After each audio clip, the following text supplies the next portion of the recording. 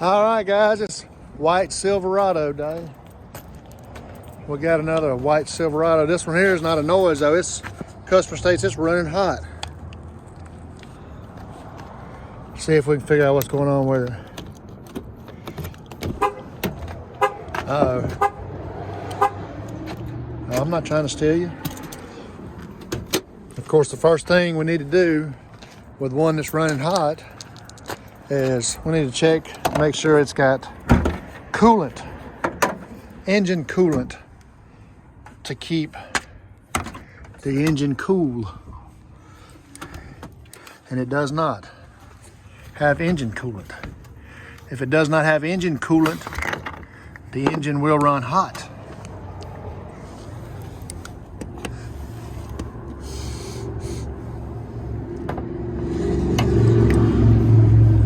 It does not have engine coolant. So there's no choice but for it to run hot. Let's get it in the shop, see if we can see where it's going. Well, before we get in the shop, we need to put some put some water in it.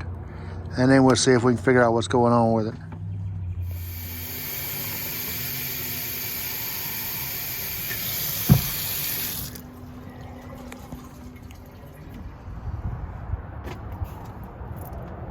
All right, we'll see how much this dude holds. And I was in a class one time, an engine cooling class. I forget what it's called. But anyway, they told us not to use tap water in your engine. You only use distilled water. Well, that's a practice I've never got into. And I filled a bunch of engines up with tap water. This is actually a 50-50 mix. It had about 50% coolant in it, so I just filled it on up with tap water. But that's what we always do here. We always fill them up with tap water. If anybody's ever heard of that before, only using distilled water in your engine, or why you would only use distilled water, please go down there and let me know in the comment section. Because I never did start doing it. I kind of laughed at the guy. He told me that time, but I know there's a reason behind it. I just don't. I mean, that'd be another expense on the customer to have to buy them some distilled water to put in their vehicle. But it held almost this whole gallon. So I guess it was running hot.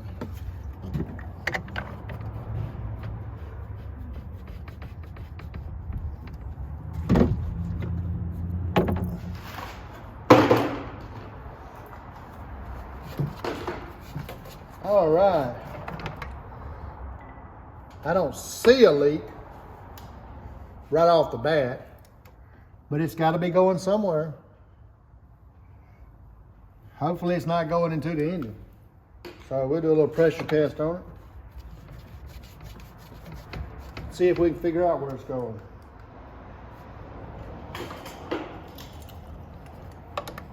Our handy dandy little pressure tester.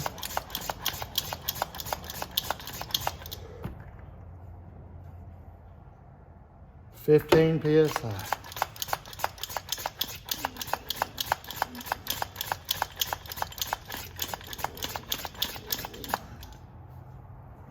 That sun's bright.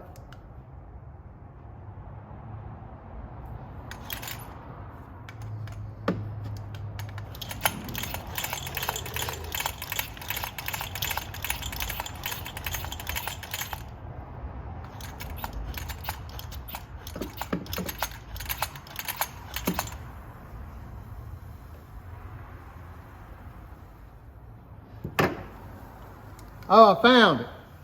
Oh, I found it. Oh.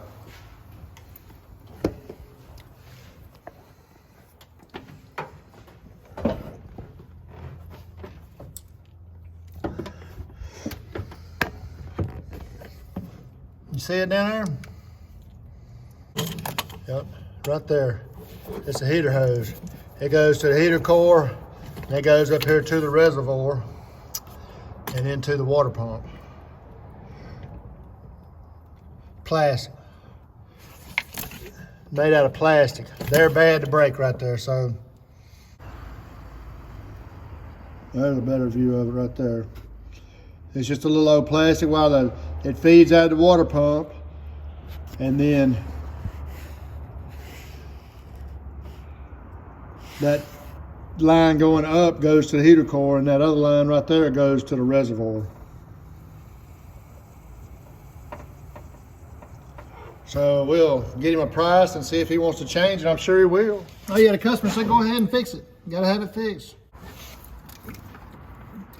They put these things back here in a great spot.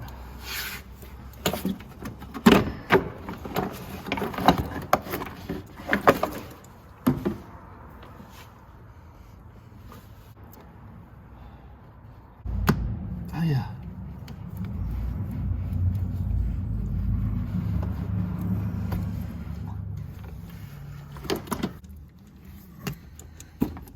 Oh, I got it. I had to use old handy dandy on that one. All right, let's see if we can get these two off without getting any coolant on the belt. One thing you don't want to do is get antifreeze on your belt. If you do, you want to wash it off immediately because it'll get a squeak to it. You won't never be able to get out of there.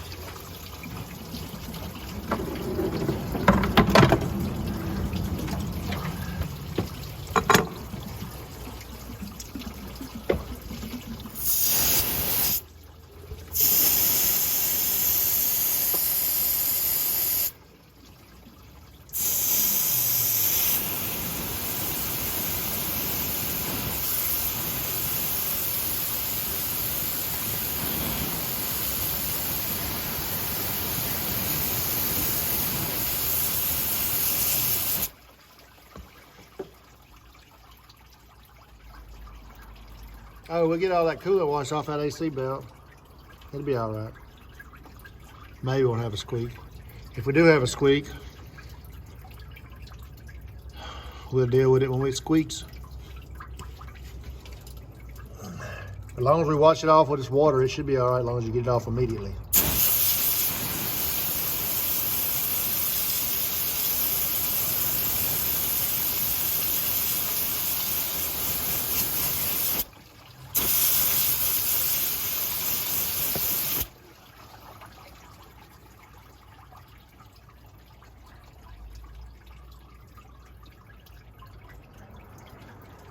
But it's been sitting there spraying coolant on it for no telling how long. He was a gallon low, so it's done sprayed a gallon of antifreeze on that belt. If it was gonna squeak, it'd probably already squeaked.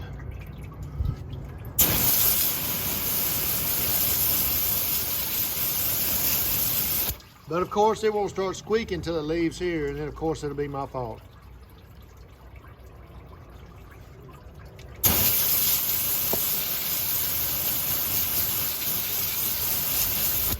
So I'm gonna wash it down.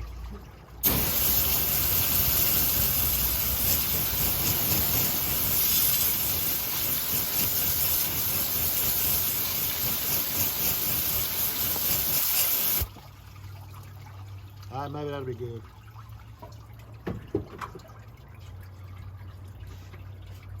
Now we just got one more connection to take off, and it's right there on the bottom of the reservoir.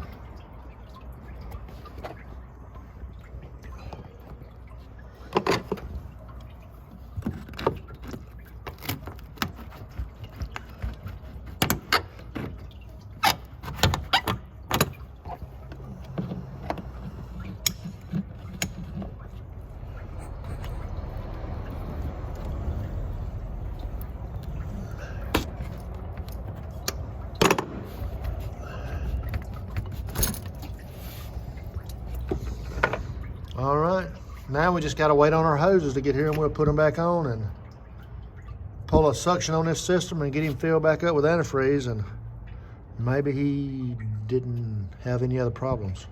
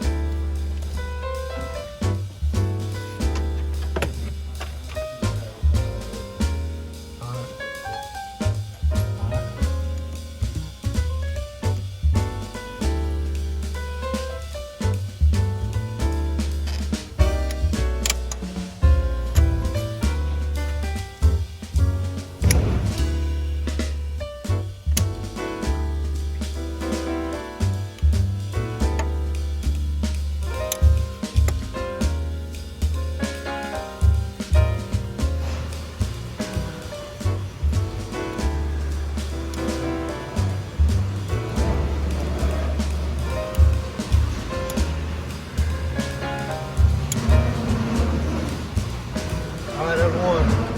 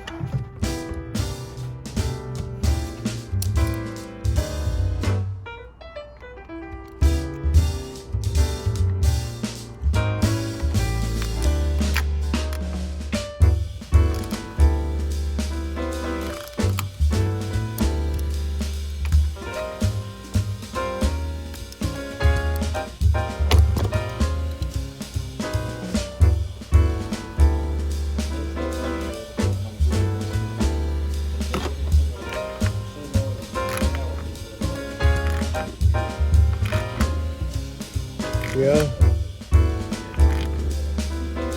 Okay.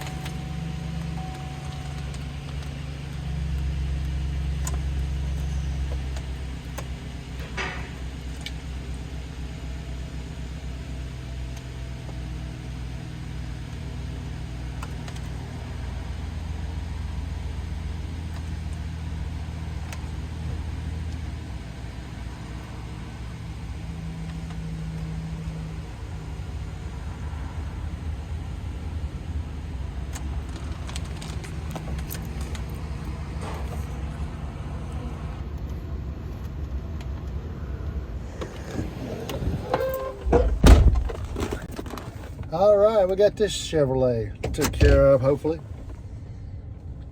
Customer states he was running hot.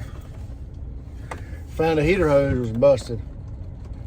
Leaking all his antifreeze coolant, engine coolant out. It's gonna run hot without any engine coolant in the vehicle. But anyway, we got both of those hoses changed out. And he should be good to go. That's gonna be all this video. I appreciate you for watching.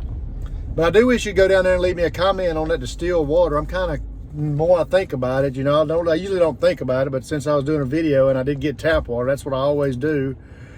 I figured there was gonna be somebody that would tell me that was wrong. So I remember that class, it was a Napa class, and they were talking about, I forget what the subject was even about. It was the cooling systems or something. But anyway, the teacher was telling us that use distilled water.